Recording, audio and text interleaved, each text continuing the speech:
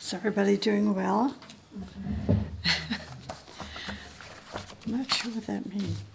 We all kind of giggled during this retrograde Mercury, and so much is going on astronomically. So I'm assuming everybody is looking forward to the Thanksgiving holidays and Christmas. Yeah, lots of joy.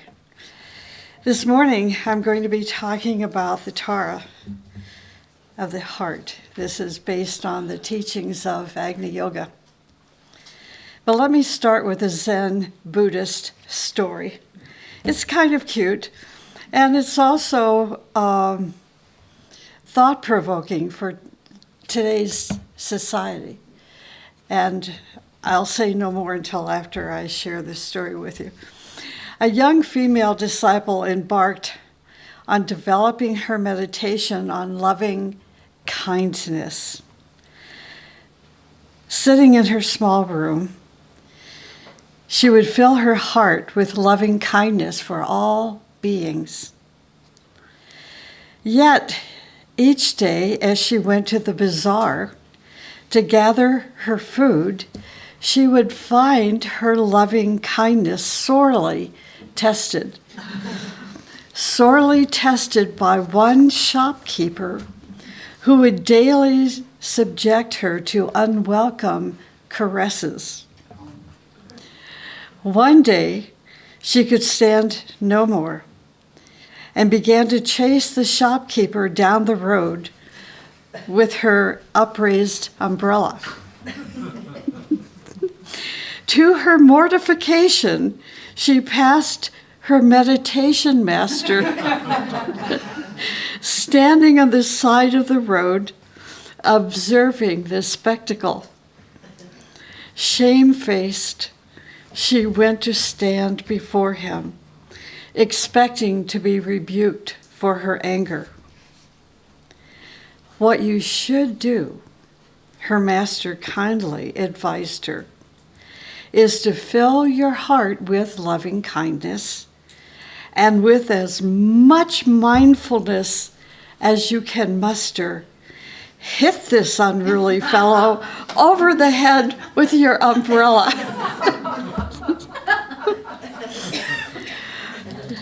Of course, this story is about 100 years old. I couldn't help but relate it to today and the Me Too movement. And if we could just pass this on to all women in the world that are being mistreated because of being a woman, teach her about that umbrella while she is engaged in loving kindness. There's a verse in the book Infinity, Volume 1. It's from verse 194, and it says, "When the Tara of light will enlighten the world with revelations from the far-off worlds, then will she be affirmed as a manifestation of beauty. When the Tara of the heart illumines the world with love, then is she affirmed as a manifestation of beauty." Can you imagine, as a little girl, your parents teaching this to you? Let us do this. Let us imagine these things. If you are a parent, if you're a grandparent, if you are a godparent, think about this verse. And as you are taking care of that little girl, try to teach this principle to her. It's not worldly. It is super mundane. Most of us as little girls were taught, at least I was, from the generation I grew up in, I was trained how to be a good wife from the time I was young, even though my parents gave me amazing opportunities to live a professional life, in the world of music and psychology. Nonetheless, at the heart of their training was to be a good wife and to be a good mother, and what that meant back in that generation of time. If instead, as little girls, we could have been taught about the mother of the world, about the Torah of the heart, and how significant that would be. See, then, teaching our little girls the way I was taught would have been superfluous. Because when we as men, we as women, know how to function and think through the heart, then all of these other elements fall into place. You know how to be a good parent. You know how to be a good leader.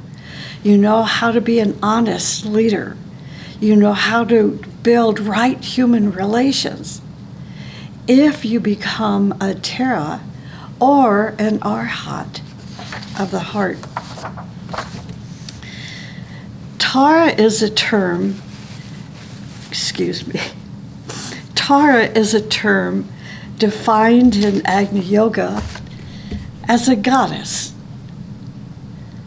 the feminine equivalent of the Arhat, the sister of the spiritual hierarchy, the brotherhood of light. Arhat means the worthy one, deserving divine honors. So the same for a Tara would be defined as the worthy one, deserving divine honors. Imagine, as a little boy, as a little girl, your parents teaching these things to you, not reprimanding and telling you no, no, no, no all the time, but instead calling you the worthy one, that someday you're going to grow into your future, and your future would be that of an Arhat or of a Tara, deserving of divine honors. The Tara and the Arhat are those great ones who have entered the most noble and the highest path of life, and thus, according to the teaching, have become emancipated from the wheel of rebirth. Now, to some people, this may sound like what do they call it, pie in the sky, fictitious thinking. But only to a person who is earthly oriented. An earthly oriented person or persons are those who are taught the importance of matter, the importance of materialism, which would be the importance of the status of your bank account, the status of your standing in the community, which is based on your bank account, the balance. The kind of car that you have, the neighborhood that you live in, all of these things that we're taught by society then summarizes a person's life worth. See, all of that is good on one hand, as long as it is not the sum total of your life worth. The sum total of our life worth is a balance of having our needs met, because when our needs are met, then we can meet the greater needs of society. See, if we do not have our personal needs met, then our focus becomes on that and not of service, not of sacrificial service. What happens is some people get stuck in the rut of having needs that are superficial needs met. That's such as greed and desire and accumulation. See what I'm saying? That moves society away from the path of the Arhat, away from the path of the Tara, and sets them on a path that roots them and anchors them to promised incarnation, thousands and thousands of more incarnations on this planet. And yet, it's like the exercise wheel of a chipmunk. They're not going anywhere. They continue to repeat life after life the importance of the balance in their bank account. Whereas those of us who are walking the spiritual path recognize in the world of discipleship there has to be a balance. Our spiritual credit must be in balance with our material credit. Our spiritual balance is recognized by the chalice that we carry with us. It is recognized by the degree of petals in the lotus that have unfolded that determines our spiritual bank account.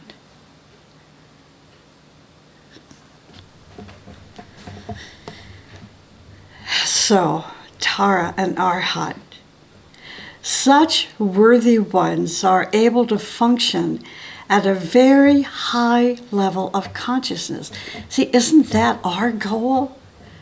Those of us that are here, those of us that are listening to the talk this morning, those that are listening to the YouTube video, our focus is so that our focus, our purpose, our understanding of life is to such a degree that we'll be able to function at a very high level of consciousness.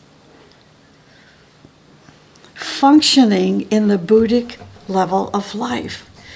When you look at the paintings in our sanctuary here, every single painting is a reflection of a very high level of consciousness. You will not see, and this is going to sound funny, but it's real.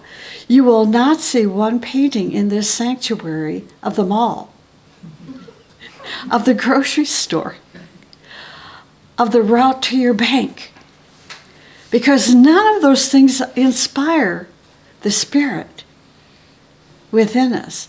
None of those images lift us to a high level of consciousness. We have principles: beauty, goodness, righteousness, joy, freedom, striving, and sacrificial service. And that's what these paintings in our sanctuary all represent. Not the mall, not the path to the bank. Okay, Tara of the heart.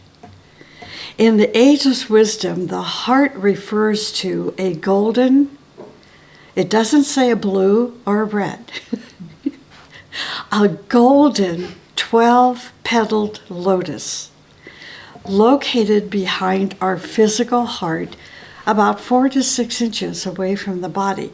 You can actually feel that.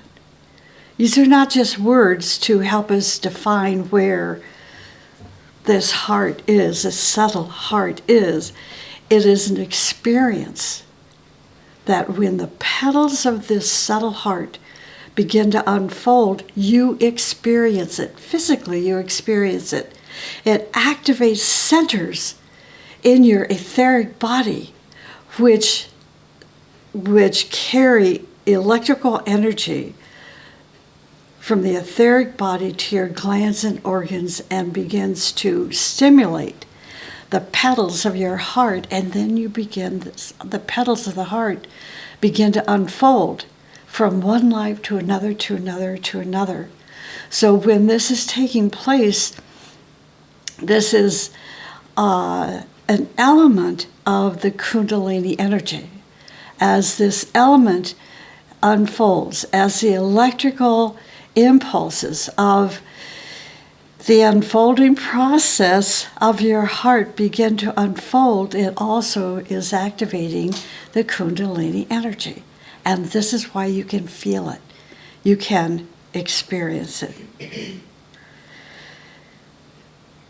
Sometimes it is like a bud. Sometimes only 3 petals are open.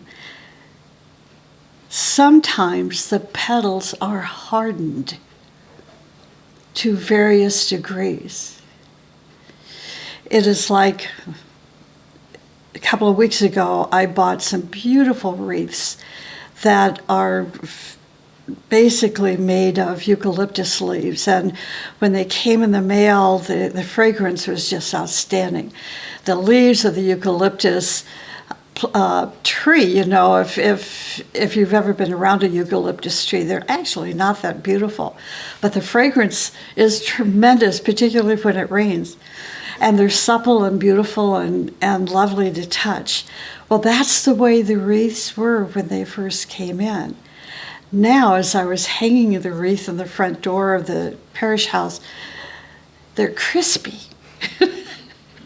And where there's still a little bit of fragrance, they're hardened to a degree. And I couldn't help but relate it to the heart petals, that the more we nurture and it's, you know, our heart is exposed to the sun, like the meditation this morning, then this spiritual energy, life-giving energy, pours into the lotus, and we become beautiful human beings.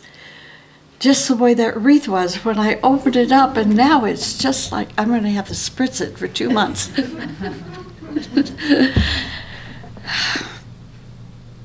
So I chose this theme to help this morning, to help us realize that we have a future.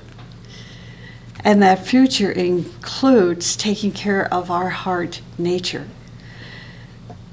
Because at some point that heart is going to be a fully developed radioactive lotus. Whether you're a man or a woman, even if you are a child, you can be born into the world with a fully developed radioactive lotus. And I'm going to talk about such a person this morning.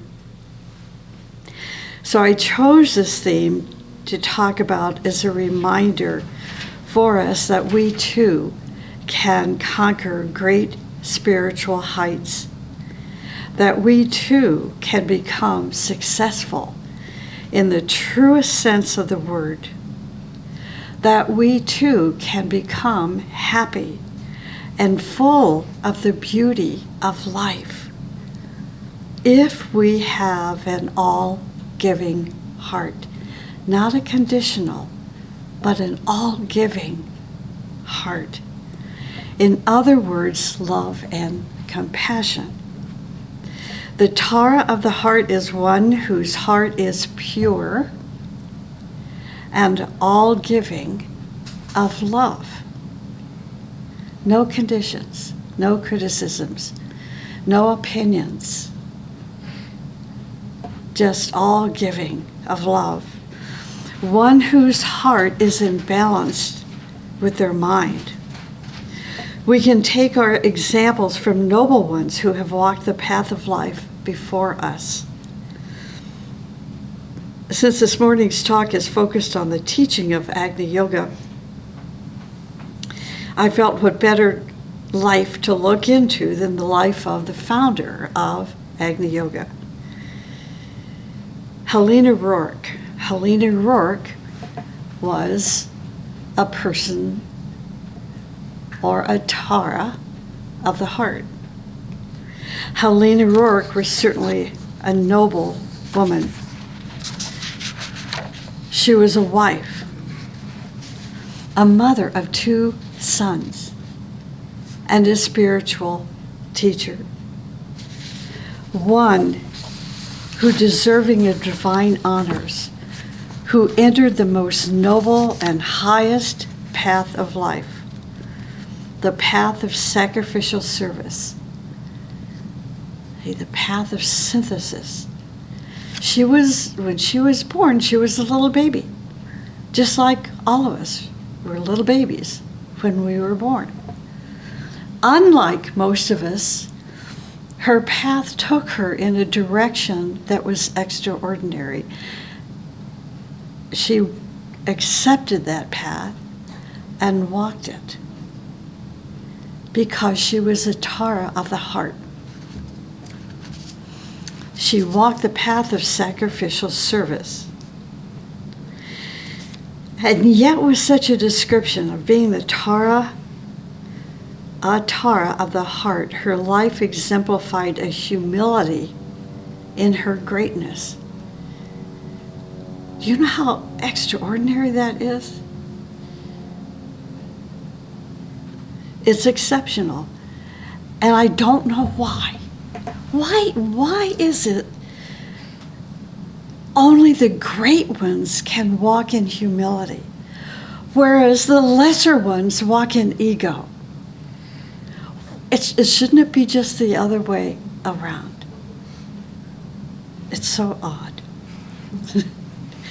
She climbed the heights of the bitter, cold, majestic Himalayan mountains reaching the heights of 27,000 feet. During the days that most women were busy at home doing laundry by hand. She was born in Russia in 1879 and died in India in 1955. She brought to humanity the newest yoga, not a physical yoga, but a spiritual yoga. Agni yoga is a spiritual yoga. It is not a physical yoga. It is a yoga that is only now becoming known worldwide. Helena Rourke wrote books, many under pseudonyms, and many more known as they are known now, part of the Agni Yoga series of books. She wrote The Foundations of Buddhism. She wrote On Eastern Crossroads. These are remarkable books for a woman who visited Venus but never stepped foot on an airplane. She spoke and wrote in many languages, including Russian and English, French and German. Her many notebooks are still being read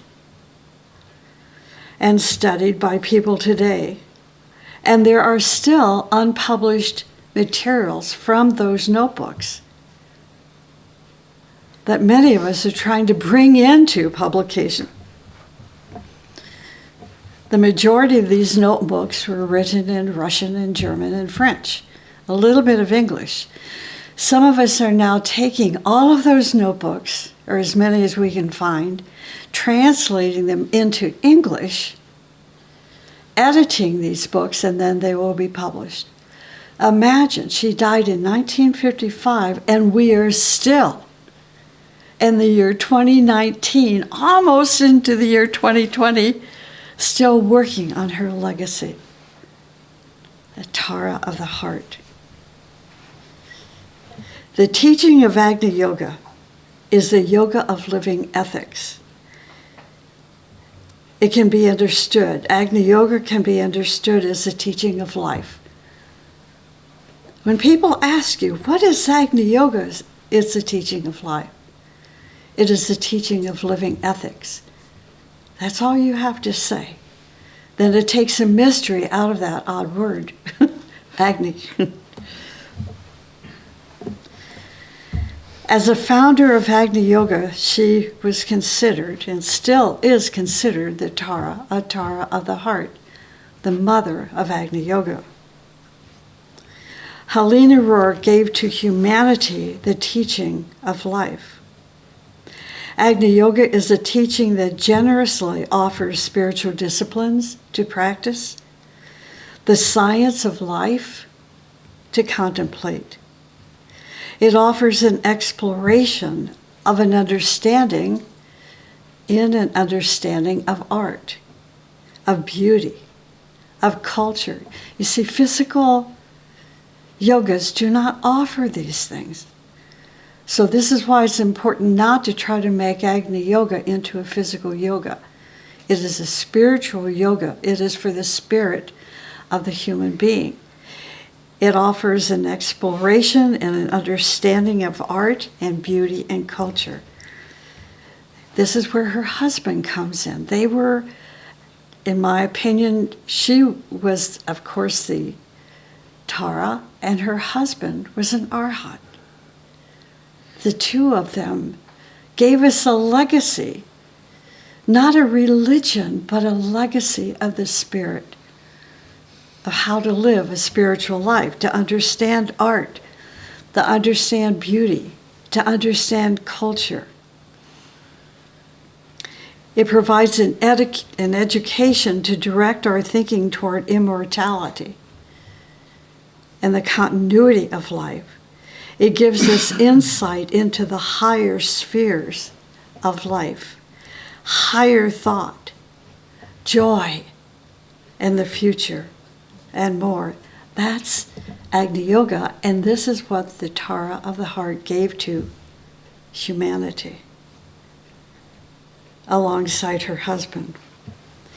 Helena Rourke's spiritual name is known as Urasvati, which means two things. One, it means light, and the other, it means a star. In the book At the Threshold of the New World, a book of writings by Helena Rourke, it says that Urasvati is a symbol of the mother of the world. So she was not only the mother of Agni Yoga, not only a Tara of the heart, but also the symbol of the mother of the world.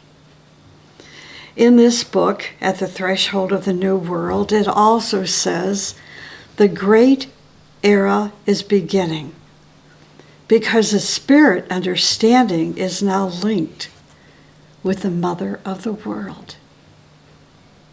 This is why we want to teach our children about the Tara of the heart, about an Arhat, to help them link with the mother of the world.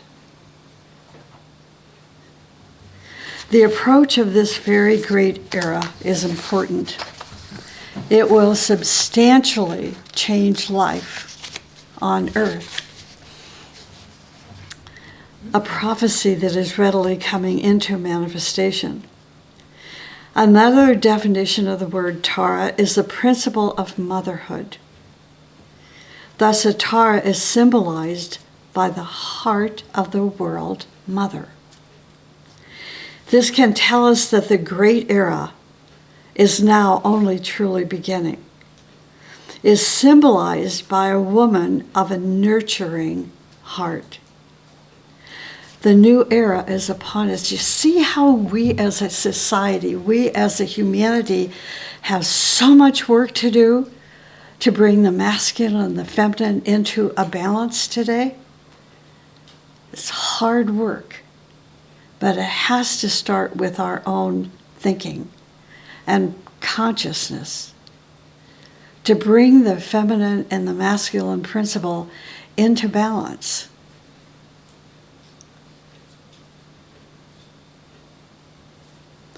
So the great era is now only truly beginning and is symbolized by women of a nurturing heart. The new era is upon us. The approach of this great era is the approach of the heart. It signifies that love will take on higher and new dimensions than ever before. That love will give way to compassion. that a real human being will be recognized as one with a nurturing heart. Meaning, if that person does not have a nurturing heart, they're not a real human being. A person without a nurturing heart is a person with a dead heart. It's black and white. A person with a dead heart. Such a person finds that nothing they have will satisfy them. And since nothing satisfies them, they must possess more and more and more to feel secure. More and more things, more and more friends, more partners, more and more money. Cars. Eyes. We don't want more ears. More and more cars, more and more houses, and this and that. These are people that have dead hearts. You look into such a person's eyes and they are empty. The person is without enthusiasm, without his fiery spirit, without love. Their heart is dead. We see such people in both high and low positions, both rich and poor. Without a purified heart, without a loving heart, there is a condition of the heart where the petals of the heart are dried and petrified. A petrification of the petals of the heart is the greatest disaster for a human being. Purification of the heart is necessary if you want to use the energy of your heart, for example, to heal people. If your heart is not pure, your efforts at healing will have mixed results. You will transmit both healing energy and poison. It is the purified heart that heals people, but the heart will never be powerful unless it is purified.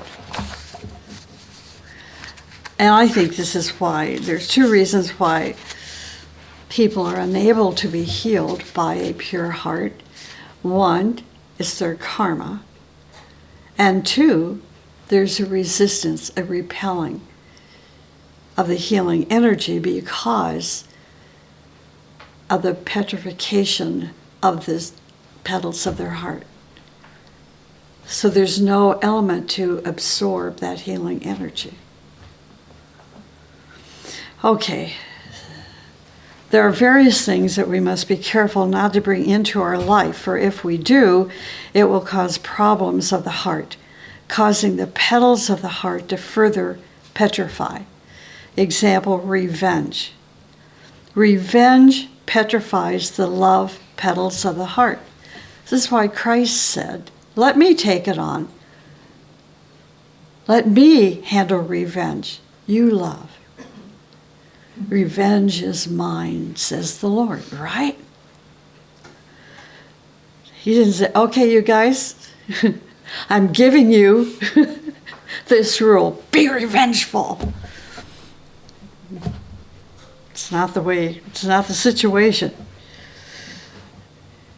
Revenge petrifies our heart and kills our sensitivity. And esotericists know what that means, sensitivity means. So if we take revenge, if we're going to punish people for being stupid, then we become part of that stupid group of people. If we petrify that subtle heart, in future incarnations, our physical heart is going to give us trouble in some form of heart disease, like it or not. It's not discriminating. Heart attacks and other diseases relating to our heart. Another condition of a heart that is not purified is the blockages of the energies of the heart.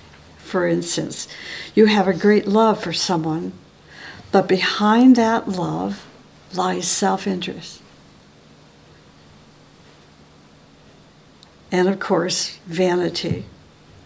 If the motive behind your love is not pure, your love energy cannot flow out to others. It's just the way it is. There's no portal that can open because there's nothing coming out of. There's no electrical energy pouring out of your lotus. So the door of the portal to your friends and your spouse and even your animals are closed. That door is closed. There's no need for it to be open because there's nothing to go through that door. See what I'm saying? It is blocked. Your love energy cannot flow out to others because it is blocked within your heart, where it creates congestion. When your heart is blocked, it creates congestion with various physical repercussions. Now, I know this is hard to hear, but we know how to repair it. If you can set aside your selfish sense of victimization, say, okay, I'm going to, from now to the end of my life, I'm going to work on purifying my heart. I want to hold that image of the mother of the world, the Tara of the heart, in front of me, because this is going to be my future. Not my past. This is, the past is the past. Right now, this is my future. The condition of such a heart, a congested heart, causes many troubles in marriage. We need to learn more to educate ourselves about this physical and spiritual nature of the heart. There's a wonderful little booklet called What to Look For in the Heart of Your Partner. I would suggest all parents to study and discuss this booklet with their high school-aged son or daughter. Or if you're a grandparent, you can talk to your granddaughters about this and your grandsons as well. This will help save your child much pain and suffering from being with the wrong partner. How many teenagers do you know, teenage girls, do you know today that have had an abortion? Teenage kids having abortions. We cannot let it continue. Another condition of the heart is a state in which past memories of pains and sufferings continuously echo within your heart. This is a very dangerous state of the heart because it eventually destroys your blood and nervous system. The best remedy for this condition is forgiveness. See, this is Agni Yoga, saying, okay, if this is what's happening, this is how you can remedy it. Forgiveness. Not conditional. Total forgiveness. Forgiveness wipes out such painful memories. The teaching indicates in the near future, science will prove that the existence of 100 to 200 different heart diseases, each one caused by various negative emotional and mental conditions. For example, self-pity. I thought this is interesting. The teaching says self-pity is actually a disease of the heart. Hatred is a disease of the heart. And that these diseases will eventually be discovered and researched. In an Agni Yoga book called Infinity, Volume 1, it talks about love in the heart. It says, it is truly told about the power of love for humanity. Can one love a garden and despise its flowers?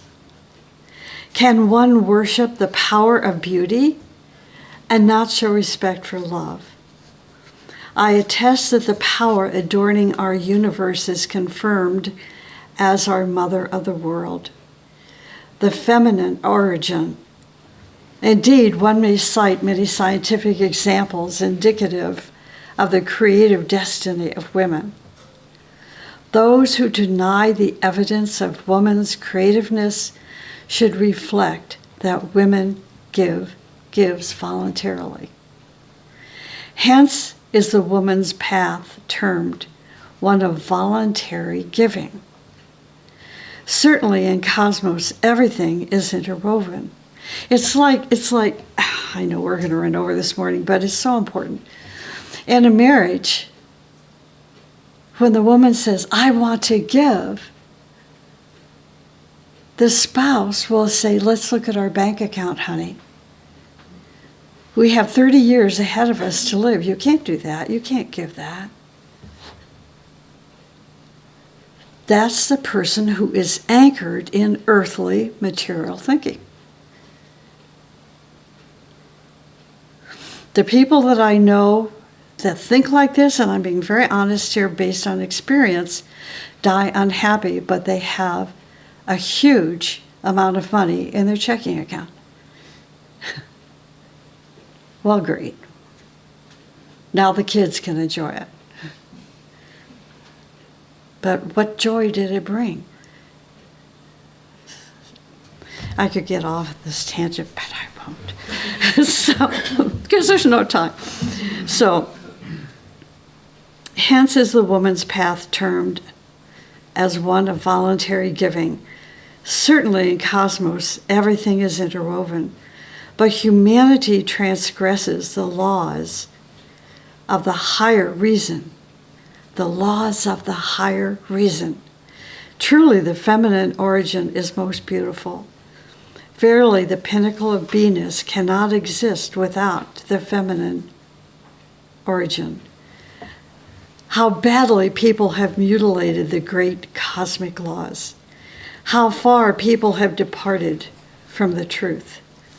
The one who possesses the full chalice we call a voluntary giver. And I'm going to close with that.